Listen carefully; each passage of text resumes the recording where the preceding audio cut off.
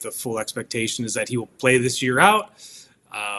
The Cubs will have a year to sort of lay the groundwork and recruit him. But in terms of like a spring training mega extension, I don't think there's any real possibility of that happening.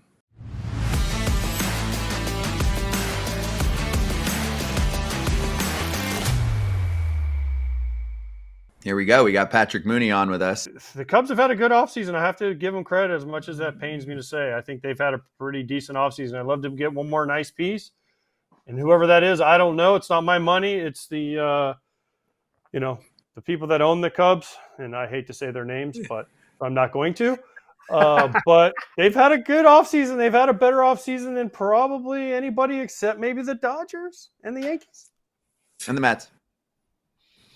Yeah, I mean, I would also say that offseason is not done yet. I mean, we still, my colleagues Sadev Sharma, Ken Rosenthal, we still keep hearing the Cubs are active. We don't know exactly what that will be. There's a big difference between sort of hanging around and talking to Scott Boras about Alex Bregman versus actually like going out and doing it.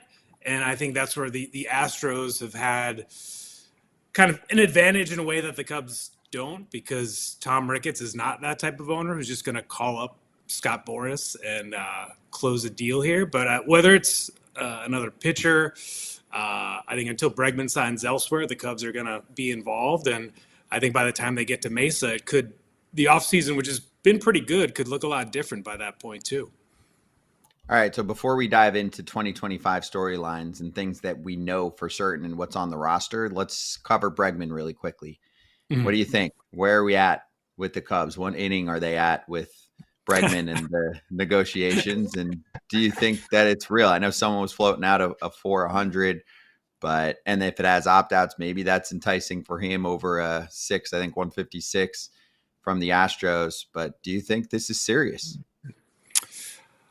Well, it's definitely serious. I think it's just a matter of how serious and what the appetite is to get something done here. I mean, this is the way the Cubs are sort of set up. I mean, Jed Hoyer doesn't have an unlimited budget, but he has managed it in a way that keeps the Cubs kind of in the conversation for any of these, guys who maybe are a little disappointed or frustrated with kind of how their market has developed. And also they built up, a pretty substantial amount of young talent to where, if teams are looking to make moves late, they are certainly in those conversations here as well. And I think what we've kind of learned over the years here as the Cubs have transitioned away from Theo and overhauled their front office, it is really all about whatever the computer tells them to do. Now, they certainly have preferences and they dictate their own strategy, but it's really all about whatever deal fits in their system. And we'll see if Bregman falls to their level, I should say. Well, they love those former Astros. They really do. We'll get into that, right? Tucker, Presley, etc. Let's hit the storylines. We've got 4 storylines that we promise we'll hit. Maybe a bonus question if we have time. Can Kyle Tucker vault the Cubs back into the playoffs? And can they convince him to stay long-term? This is year 2 of Craig Counsell, super rich manager, disappointing season in year 1 of his expedition with the Cubs, obviously ditching the hometown team, getting the contract, getting what he was worth, but so far it didn't work out. What are we thinking with Matt Shaw? Can he make an impact starting on day 1? And is patience wearing thin with the front office? Is this kind of a make or break? Do they have to make the playoffs for this current front office to be set up the way it is? Let's start at the top, because Kyle Tucker is a really, really strong player. You can call him a superstar. Many do, right? Based on the seasons he's put together consistently and what he was on pace for last year before he got hurt. What do you think of this addition, Tucker in and Bellinger out? This is a guy they absolutely needed to get. I mean, the Cubs have been an 83-win team, kind of a stable, conservative organization, like just good enough to play meaningful games in September, not good enough to advance and win in October. And I think if you look at the contours of those previous seasons, it was they needed a star. They needed someone to like step up and hit that 3-run homer to kind of win a series on the road, to make sure that like 4-game losing streak doesn't turn into like a 3-week spiral. And I think Tucker is one of the best all-around players in the game. I think the second point of this will be really fascinating to watch. Like, how is he going to function as sort of like the man in Wrigleyville? He didn't really have to do that in Houston. And at this point, I don't think either side has any sort of expectations about a long-term deal at this point. I think the full expectation is that he will play this year out. The Cubs will have a year to sort of lay the groundwork and recruit him. But in terms of like a spring training mega extension, I don't think there's any real possibility of that happening. To use one of Counsell's favorite words last year that was repeated every once in a while, is this season going to be daunting for Craig Counsell, or is the second season of him moving into an organization that now he gets more of his own fingerprint on and kind of the processes of like, I want these types of guys to come up and everybody playing under me?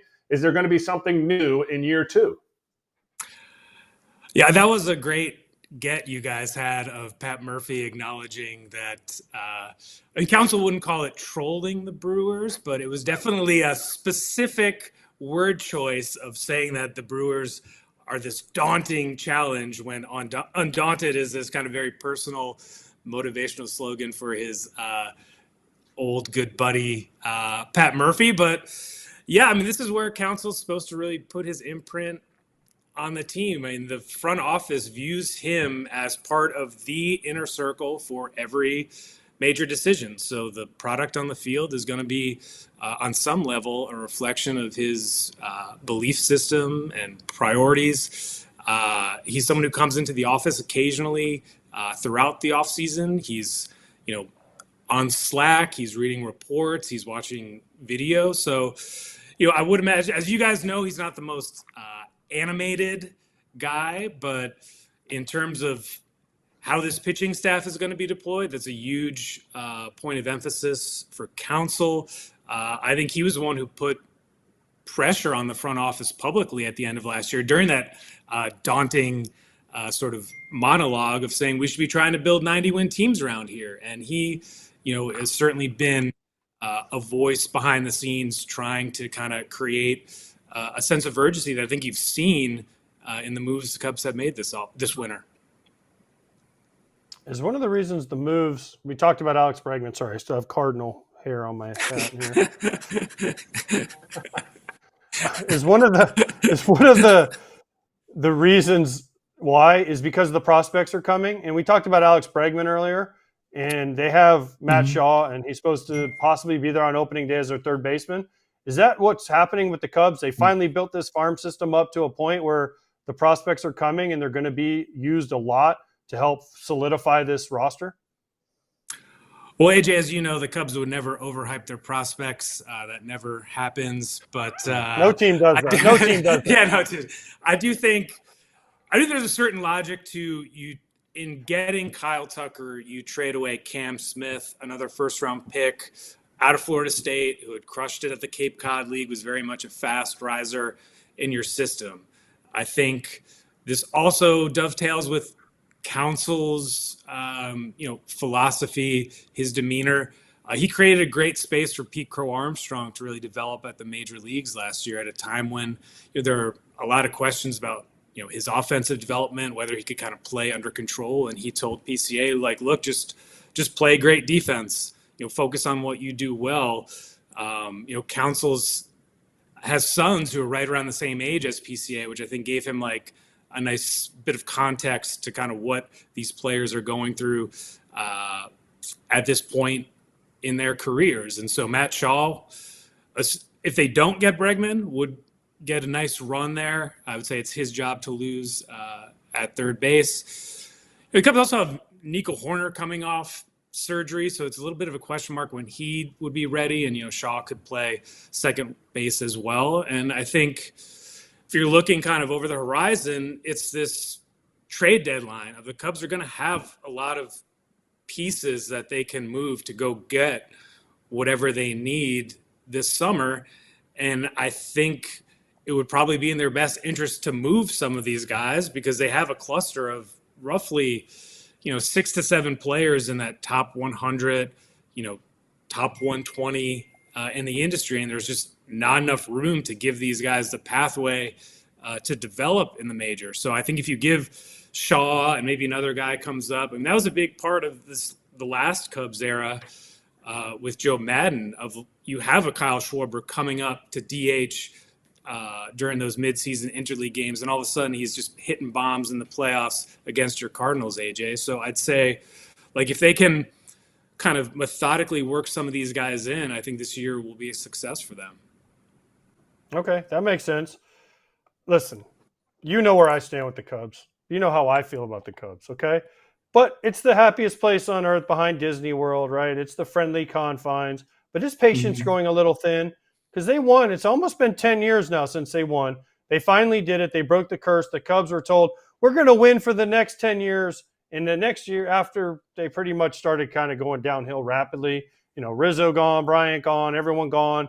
These guys are all gone. And they haven't really done much since. So is the patience of the Cub fans, not that they had a lot of patience to begin with, but is it wearing thin with Jed Hoyer and the rest of this front office to put a winning team, and yes, I'll say his name, Tom Ricketts and the Ricketts family, to spend money to put a quality team that can go out and win the World Series again with the Cubs?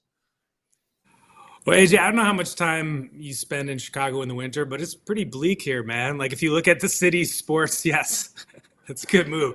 The city sports franchises right now, the Cubs are actually like pretty competent in comparison. Now, that does not mean parades down Michigan Avenue, but I do think it speaks to the relationship between Tom Ricketts and Jed Hoyer.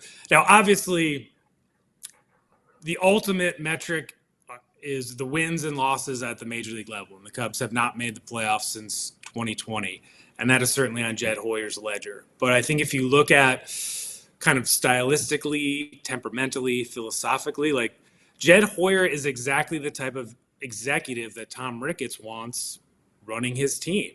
And yes, that does mean being kind of in the hunt every single year and having a good base of young talent, being, to use a Ricketts phrase, rational with contracts in free agency. I mean, this is not a team that is spending like the Dodgers or is spending like the Mets. And now that's a whole separate episode, but I think within the confines of the friendly confines of what the Ricketts family are trying to build, I think Jed Hoyer checks a lot of boxes for what they're looking for. And I don't know, this division's bad. I mean, the Cardinals are not trying this year. Major questions about the Reds and the Pirates. I mean, we underestimate the Brewers every single year, but you got to think they're going to miss Adames. So, like, it's set up here. And to kind of call back to the previous answer about the trade deadline, like, Jed's going to be in position to go for it. And I think he will. Hey, last one, bonus question here. How much better do you think the Cubs bullpen is this year? They just got Brazier. Porter Hodge looks good. Ryan Presley, obviously, for the back end, among some others that they did like. It just starts to shift some of the guys you were thinking high leverage more to mid leverage or whatever you want to call it. So should Cubs fans be excited that they won't blow as many late leads? Well, it's always going to look better on paper, and then as soon as the first blown save at Wrigley Field, everyone will be, criticizing the manager and things of that nature. But yeah, it looks better on paper. I think Presley organizes things in a way that should help. If you look at these past couple of seasons too, what really hurt them was early in the season, just getting knocked out with injuries and not having those answers in the ninth inning. Like, if there's just like a higher floor there, more stability, you got a guy, the highest paid manager in baseball, pressing those buttons in the bullpen. I would think it would look better, but we'll see. Like, we'll see who's healthy by the time they get back from Japan and like the season really starts. But I think if you look at a pitching staff from 1 to whatever, however many guys they're going to have in camp, like over 30, I think it looks pretty solid on paper with, like we said, some flexibility to maybe even add here before camp starts. Okay, that's good enough. Cubs fans will take it. And I know Cubs fans don't at me. We didn't put everyone on that list. I like Nate Pearson too, if he can stay on the mound. Patrick, thanks for the time, man. We'll see what happens. All right, you got it, guys. Take care. You too. Of course, Patrick, you can see his work in The Athletic along with Sadev Sharma covering the Cubs, but then also part of Northside Territory. Those two bringing it multiple episodes per week covering the Chicago Cubs. Hey, everybody.